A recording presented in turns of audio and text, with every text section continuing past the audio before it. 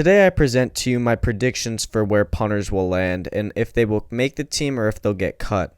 Quick disclaimer before everything starts, this is not a hating channel and it's not a hating video. These are just simply my predictions, and I think a lot of these guys have potential, and I will say that multiple times, but it's unfortunate that people do have to get cut to trim down that roster to 53, and I really hope a lot of these guys get their chances, as a lot of them, if not all of them, deserve a chance in some league or on some team. I'm going to start with the NFC South today, and it's going to be an 8-part series, and the reason I'm starting with the NFC South is quite simply because I picked random generator and it landed on 6, and that's where I had the NFC South. So starting off with the Atlanta Falcons, we have Bradley Pinion, who has just been cut by the Buccaneers and who the Falcons ended up picking up only a couple weeks ago from the time of recording. So you have Bradley Pinion versus Seth Vernon. Pinion, a 7-year vet and a Super Bowl champion with the Bucs in 2021, is again a veteran, whereas Seth Vernon is a rookie this year. And although I do like Seth Vernon's potential, I watched a decent amount of his film out of Portland State, and I really do think he's got potential to be a guy and to actually make a roster at some point. But I am going to give this to Brad Pinion only because he is a veteran and he has shown his ability to kick off, which Seth Vernon, he can do, but I'm just going to go with Brad Pinion just because of his veteran status, but Seth Vernon definitely has a lot of potential, that's for sure.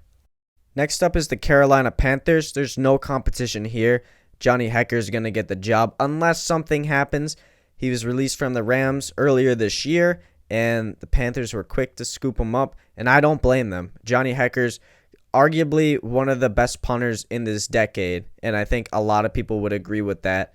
And he's just outstanding. I mean, there's not really much to say. If there's a punter that everyday NFL fan knew, it would be Johnny Hekker. He's just outstanding. He's been great for years now. So he was really good with the Rams. So I'm really excited to see what he does. They let go of Joseph Carlton this year. So I think Hekker really does have the potential to strike it well in Carolina. Maybe not a better situation than in LA, but due to this, he is going to earn the starting job in my predictions.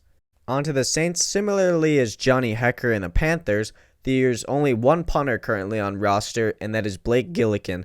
He was outstanding last year and really had an underrated season. He was actually outstanding. I don't know if anyone saw any of his highlights, but seeing them on the screen now, he was just a pinning machine. He could pin everyone everywhere, and he's a strong leg. He was great under pressure.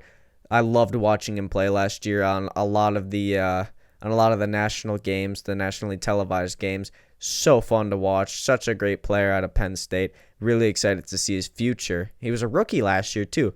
It was outstanding. Great work by him. Definitely going to earn the starting job and make the 53-man roster. And finally, for the NFC South, we have the Tampa Bay Buccaneers. This is going to be an interesting one for sure. You have Jake Camarda, who they drafted, and I think the 4th round. I'll check that. Yes, it was the 4th round, the 133rd pick. Beast out of Georgia. Had a great career there, and really excited to see him in the NFL. I constantly watch his Colts kicking camp highlights. I love watching those. Can hit absolute bombs, and he did really well in Georgia, played in a really high-pressure situation, so I think that's going to translate really well into the NFL. I mean, heck, he won a national championship, so he definitely has played on some of the highest stages, so I don't worry about that translating to the league. I really do think he's going to be a great punter. And the other guy on the list is someone who was drafted in the 7th round by the Atlanta Falcons in 2020, Sterling Hoffrichter out of Syracuse. Unfortunately, he did get released by the Falcons. However, when Brad Pinion got put on the COVID list this year, they signed Sterling Hoffrichter, and he ended up playing in 2 games. And he did pretty well for the situation he was put in. He played against the Jets, and he was definitely given his opportunity, and he did pretty well in it too. So that's definitely going to be an interesting battle of them all.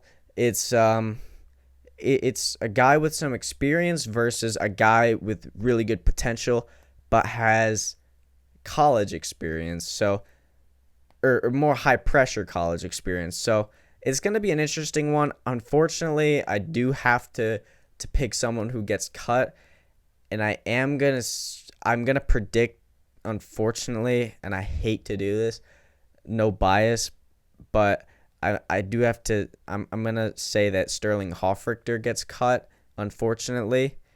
And as much as I don't want that to happen, it's kind of the reality. Again, not everyone can make this 53-man roster, but just because the Bucks spent a higher draft pick on Jake Camarda, I think that he is going to win the starting job, and just due to his age and his just upside, that's my thinking anyways.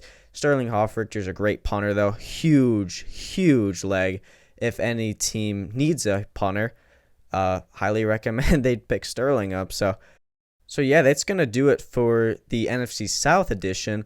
I should be back hopefully within the next couple days with whatever edition comes next. Probably also going to be in the NFC. It's most likely going to be the NFC West if I had to guess, but let me know if you want any stats or anything with it.